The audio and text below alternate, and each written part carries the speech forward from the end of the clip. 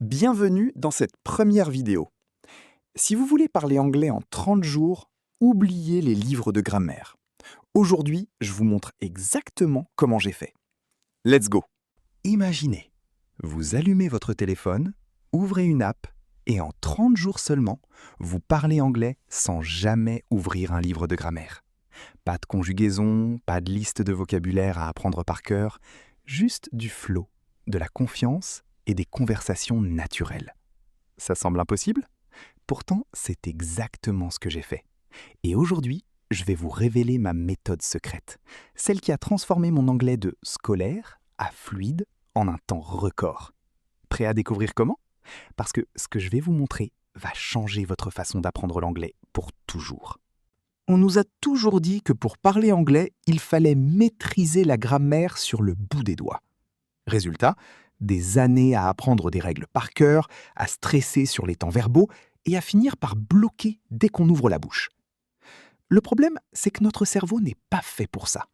Quand vous parlez votre langue maternelle, vous ne pensez pas à la grammaire, n'est-ce pas? Vous ressentez la langue. Alors pourquoi l'anglais serait différent?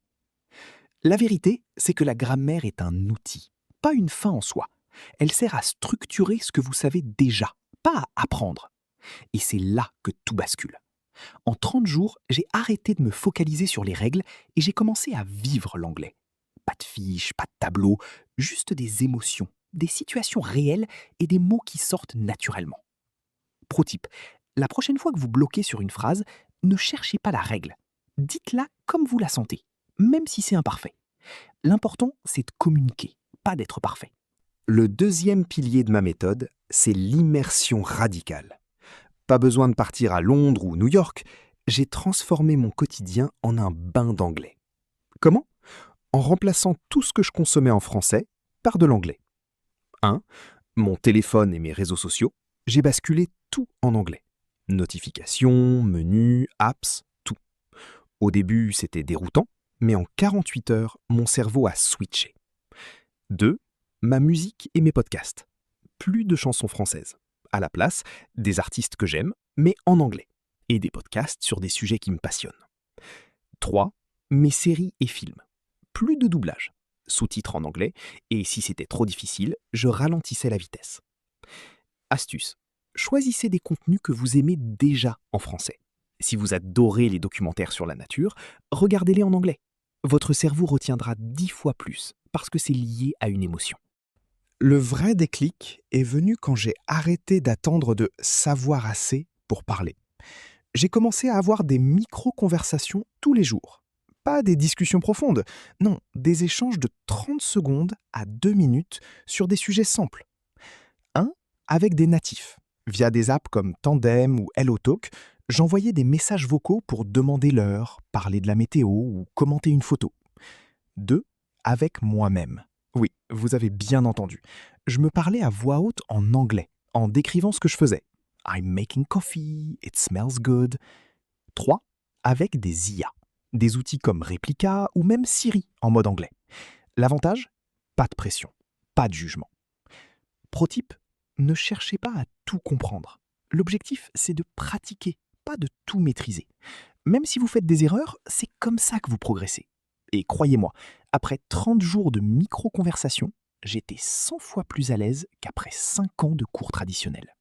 Si vous faites l'une de ces erreurs, vous sabotez vos progrès sans même le savoir.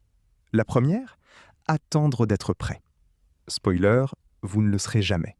La perfection est l'ennemi de la progression. Commencez maintenant, même si c'est imparfait.